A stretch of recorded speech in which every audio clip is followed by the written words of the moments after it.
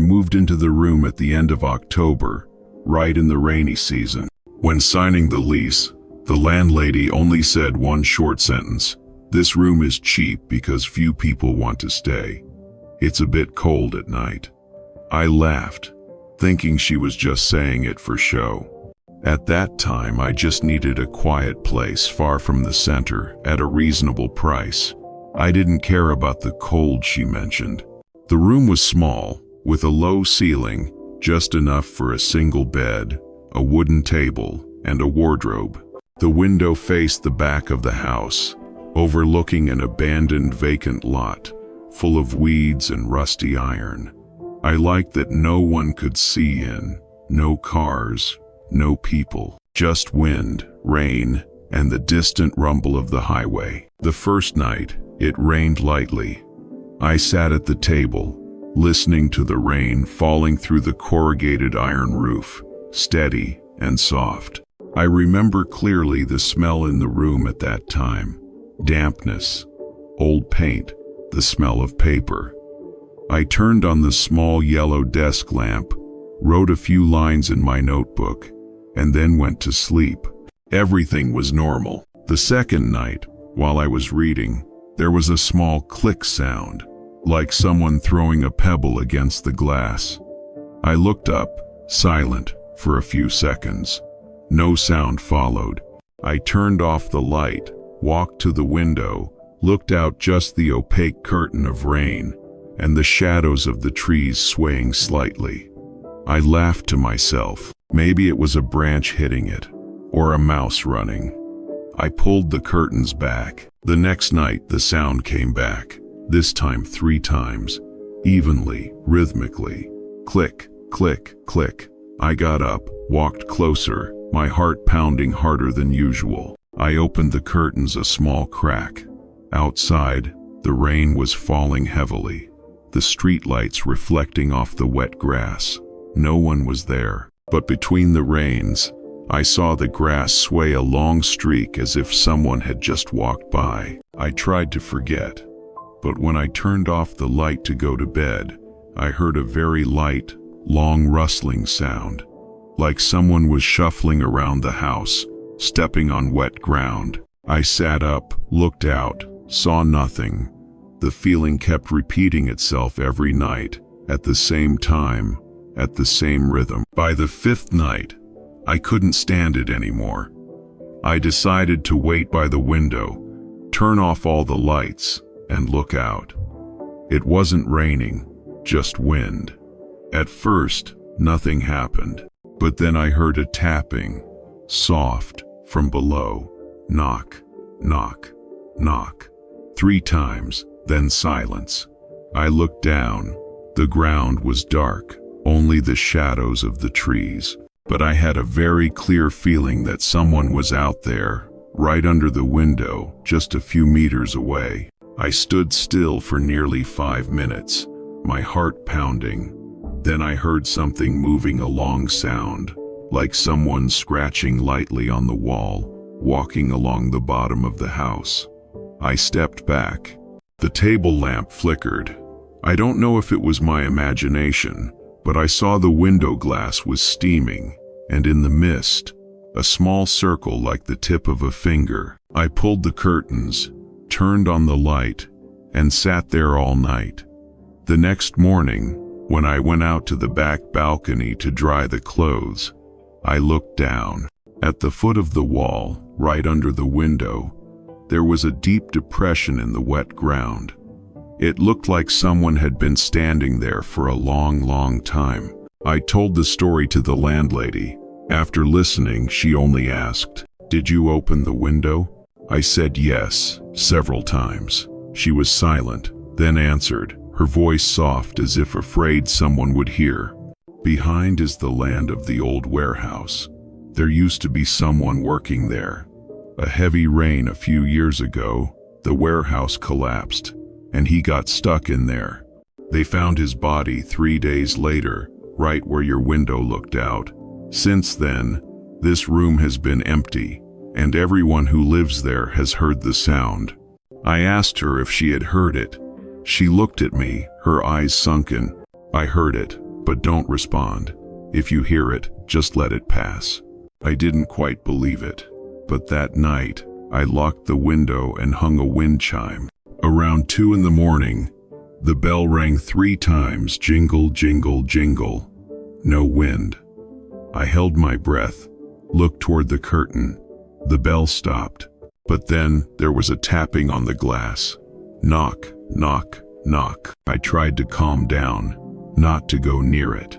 I retreated to the bed, my heart pounding. Then there was a breathing sound, very soft, right next to the glass. Not long, just a few seconds, but I heard the condensation, a soft pew, then silence. The next morning, I opened the curtain. There was nothing but drops of water. But outside, on the wall, there was a faint handprint, stretching from the edge of the window to the ground. I thought maybe someone was playing a joke. Maybe a kid had climbed the fence. I went around to the back of the house. The gate was rusty, almost 2 meters high. No footprints, no path. Wet grass covered everything. The second night, while I was reading, there was a small click sound, like someone throwing a pebble against the glass. I looked up, silent, for a few seconds. No sound followed. I turned off the light, walked to the window, looked out, just the opaque curtain of rain, and the shadows of the trees swaying slightly. I laughed to myself. Maybe it was a branch hitting it, or a mouse running. I pulled the curtains back. It's so cold. I deleted the file immediately, not daring to listen to it again. The feeling that someone was out there, not a ghost, not a hallucination, but a real person, haunting every gust of wind. 2 days later, I came home late from work. The rain was pouring down. When I entered the room, the window curtains were open. I clearly remember closing them. On the floor, water was spreading in small streaks. I walked back, about to close them, when I saw a small piece of paper stuffed between the cracks in the glass. The paper was wet. The ink was smudged.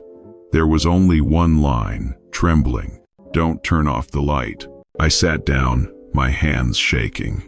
I took the paper to the kitchen and burned it. But from that day on, I could no longer turn off the night light. I was afraid of the darkness, afraid of the slightest sound outside the window. I started waking up at the same time, 2 in the morning. Every time I opened my eyes, the room was dimly lit. The wind chimes were swaying gently.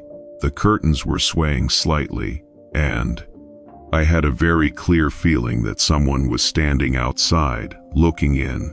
I had never seen a face, never dared to look, but once, in my fitful sleep, I heard someone say close to my ear, "I'm cold."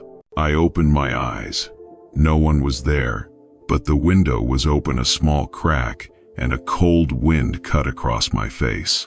The next morning, I decided to leave. I packed my things, returned the key, and didn't say why. The landlady looked at me for a long time, then just said, "Not everyone can stand the sound of rain in this place." I moved to another place, in the city, a 10th floor apartment, airtight, no windows, facing the open ground. I thought everything was done. But 3 months later, on a rainy night, I was sitting at work when I heard a knock, 3 times. Clear, regular. I turned around, looked at the sliding glass window. Outside was only darkness and lightning. I heard it again, knock, knock, knock. I got up, went closer. Nothing.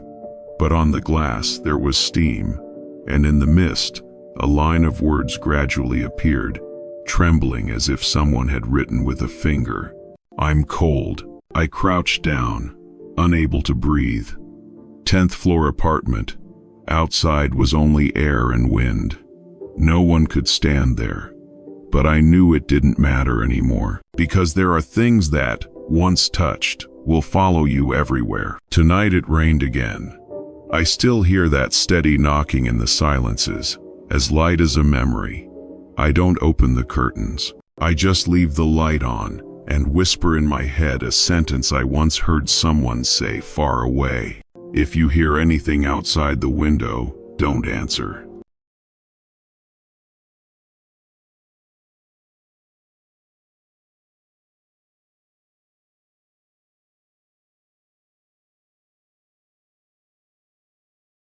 I bought that house in the fall, when I was 32. It wasn't big, just a one-story house with a backyard, an old wooden fence, and an old pine tree. I chose it because it was quiet. I'd lived in the city for too long. The honking of cars, the lights, the crowds of people made me tired. I wanted to hear the real wind, the sound of falling leaves, and my own footsteps. The backyard was my favorite place. In the afternoon, the sunlight shone through the pine trees, spreading streaks of gold on the dry grass. At night, I turned on a small lamp and sat on a wooden chair drinking tea. The light was enough to illuminate the porch. The rest of the house gradually darkened towards the fence. There, the shadows of the trees formed zigzags, deep and silent. I lived alone. The neighbors on the left were an old couple. On the right was a house that had been abandoned for a long time. Every morning, I heard the crows cawing, the rustling of leaves, and felt like I had escaped the world. But it was only a few weeks later that I realized long silence has its own sound. The first night I heard the noise was around 1 in the morning. A light, steady tapping sound coming from the backyard. Not loud, not urgent, just like someone tapping their fingertips on wood. I turned on the light and stepped out onto the porch. Nothing. A cold wind blew through the fence, the lamppost swaying slightly. I smacked my lips and turned back inside. Maybe it was a tree branch hitting the fence, but the next night, it came back. Same 3 beats, same slow, same spot. Knock, knock, knock. I picked up my flashlight and shone it out into the yard. The light swept over the wooden bench, the lawn, the fence. Nothing. But I had the distinct feeling that, somewhere in the darkness, someone was watching me. The following nights, the tapping was no longer steady. It appeared suddenly, when I turned off the light, when the wind died down, when everything seemed to stop. Sometimes it was the sound of footsteps on dry branches. Sometimes it was the rustling of clothes, very faint, from the fence. I began to lose sleep. I installed a camera, a cheap one, outside the kitchen window, facing the backyard. I thought at least if someone came in, I would see. But the first night I watched it, the screen showed only a flickering black shadow, and at 2:17, a frame blurred, as if something had passed close to the lens. I rewound it, froze the frame. It wasn't clear, but in the right corner, in the darkness, there was a blurry figure, standing close to the fence. Head tilted slightly, arms hanging down. I didn't know if I was seeing things or not. But the next morning, I went out to check. There were 2 footprints in the wet grass, not clear, just deep indentations, heading toward the kitchen window, then disappearing at the base of the pine tree. I told the neighbors. The old man smiled. People often wander around here at night, don't pay attention. But the old woman stood behind, speaking softly. The fence to the right of your house. Something happened before. The person who lived in that empty house went missing. The police couldn't find him. People say they still see someone's shadow around there whenever the light shines into the yard.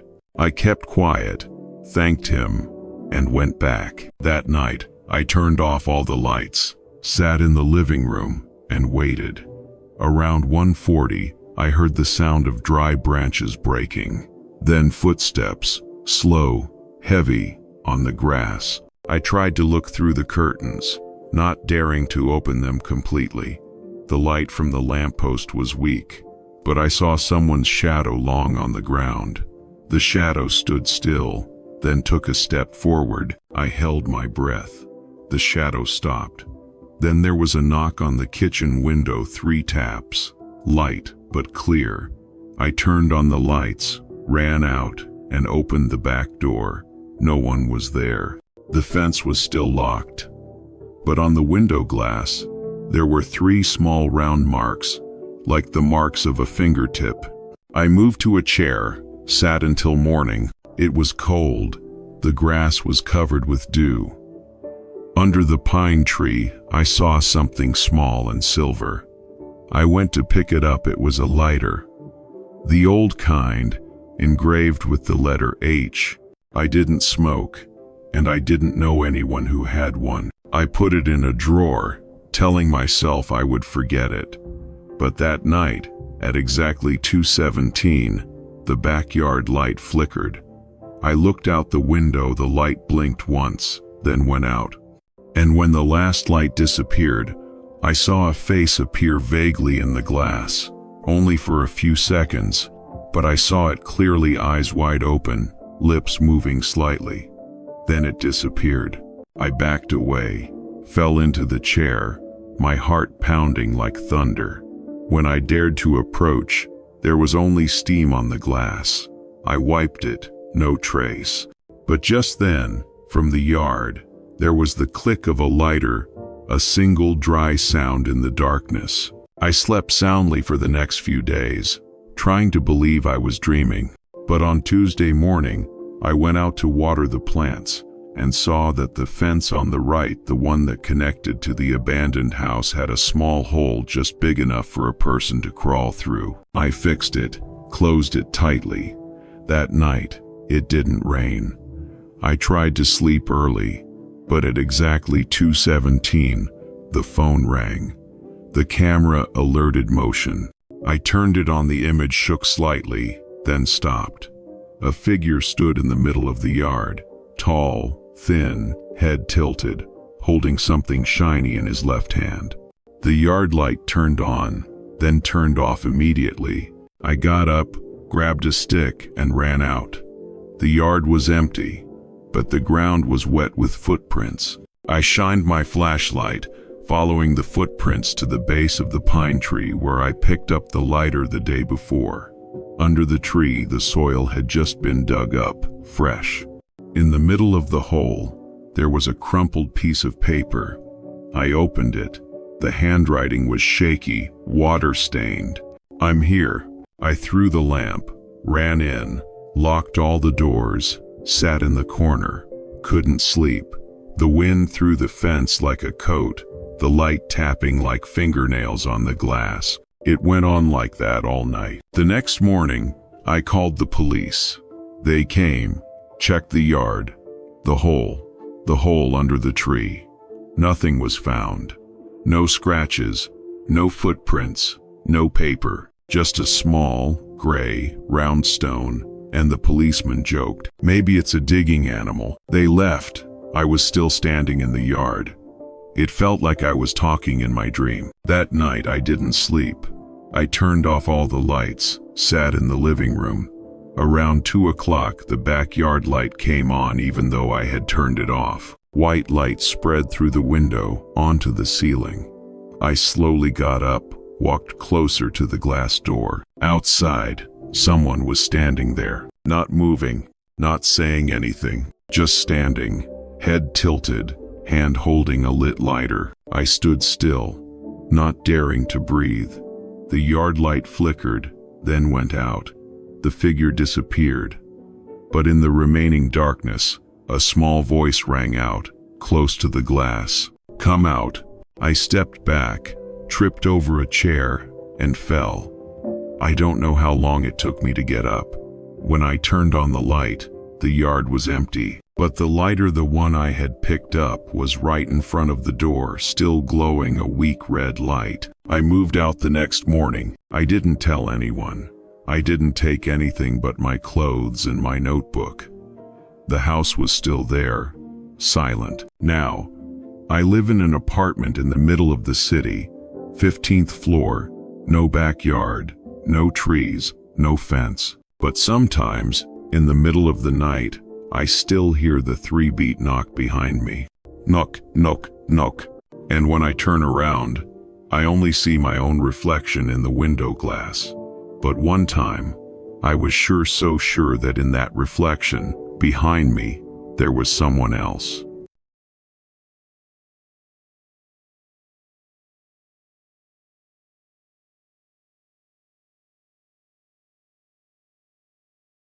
I used to work the night shift at a small supermarket on the edge of town. It was open 24 hours, but after 11 p.m., it was almost deserted. There was only me, a few warehouse workers, and an old security guard napping at the counter. I worked in the self-checkout area, checking the machines and cleaning the shelves before closing. I liked the quiet, so the night shift suited me. The parking lot behind the supermarket was where I had to pass every time I finished work. It was large, paved with gray asphalt, with only 3 high-pressure lamps. Further away was an empty lot. No houses, no fences, just weeds and a few abandoned shipping containers.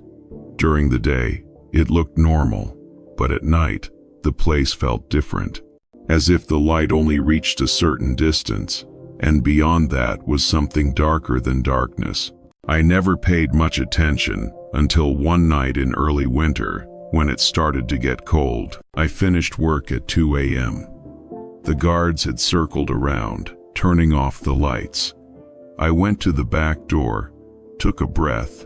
The smell of rain mixed with the smell of damp plastic. The parking lot was empty, except for a few warehouse trucks. I walked slowly, my shoes echoing on the wet ground. When I opened the door, I heard something, very faint like metal rubbing against metal. I stopped, looked around. No one.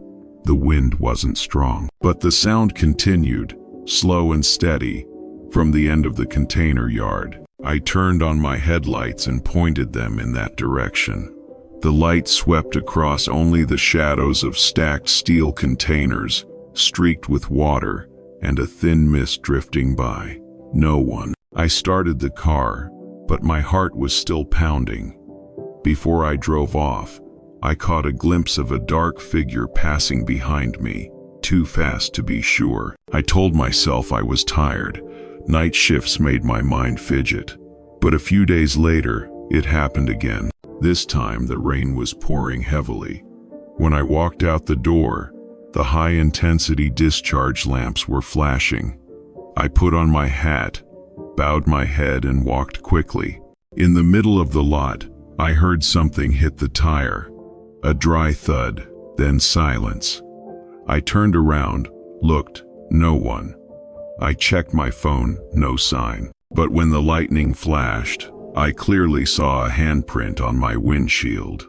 Small, wet, with 5 fingers clearly printed. I couldn't sleep that night. The next morning, I checked the camera outside the back door. The image was blurry because of the rain, but at 2:13, there was a strange frame. At the edge of the corner of the lot, a slim figure stood still, looking toward the door, not moving, not walking, just standing. I told the manager. He laughed. Probably a vagrant. It happens every night. I didn't say anything more, but from then on, every night from then on, I saw a reflection of light on the container at the end of the lot. Like an eye reflected when the headlights of a car passed by, then turned off. I didn't dare look closely. I only know that even as I drove away, I could still feel that gaze on my back. One night, when I was packing up the last of the goods, the security guard came in and asked, "Is your car still in the lot?" I nodded. "What's wrong, sir?" He looked at me for a moment, then whispered, "I saw someone standing behind your car. I thought you had gone home, so I went out to check, but I didn't see anyone. It was raining, and that person had been standing there all this time." I didn't answer. That night I drove home, trying not to look in the rearview mirror. But when I stopped at a red light, I saw through the glass something wet, blurry, like a handprint, across the rearview mirror. I turned on the car lights, turned around, nothing. After that day, I asked to switch to the morning shift, but the supermarket was short-staffed, so I still had to work at night for a few nights. I brought a big flashlight and a small knife, just to feel safe. That night, it rained heavily. I got off work later, around 3 a.m. The power had been cut off for a short while, so most of the parking lot lights were off. The only light was from a single bulb on the back door. I stepped out. The rain was cold and stinging. In the middle of the parking lot, I heard footsteps, not mine. Slow, heavy footsteps treading water. From the container. I stopped. The footsteps stopped with me. I exhaled, looked around. No one. But I saw something shiny flashing on the water, about 20 meters away, like a metallic reflection. I took a few steps forward, my heart racing. The rain was falling heavily, masking most of the sound. As I got closer, the light moved. Not fast, but slowly, dragging. Then it stopped. I shined my flashlight. The light reflected back for less than a second. I clearly saw a pair of eyes looking straight at me, not blinking. Then it was gone. I stepped back, dropping my flashlight. When I bent down to pick it up, the light flickered. There were footprints on the ground. Big, heavy, clearly printed in the puddle. But what chilled me was, they were heading towards me, and there was no sign of them leaving. I ran, got into the car, locked the door. I looked in the mirror. No one was out there, just rain and a single light bulb. I started the engine, drove away, and didn't look back. The next morning, I told the security guard. He listened, was silent for a moment, and then said, I didn't answer. That night I drove home, trying not to look in the rearview mirror. But when I stopped at a red light, I saw through the glass something wet, blurry, like a handprint, across the rearview mirror. I turned on the car lights, turned around, nothing. I ran, got into the car, locked the door. I looked in the mirror. No one was out there, just rain and a single light bulb. I started the engine, drove away, and didn't look back. I quit my job a week later. But the story wasn't over. One night, as I was driving home on the highway, my car radio was on without me touching it. The sound was crackling, mixed with the sound of wind. Amidst the noise, I clearly heard a heavy, drawn-out breath, then a hoarse, very small male voice. Don't turn around. I braked hard, my heart pounding. I turned off the radio, turned off the lights, and sat still in the car. The wind howled outside. In the rearview mirror, I saw the streetlights reflected in the rear window, reflecting palely, and in the light, a vague figure, standing upright, motionless. He didn't turn around.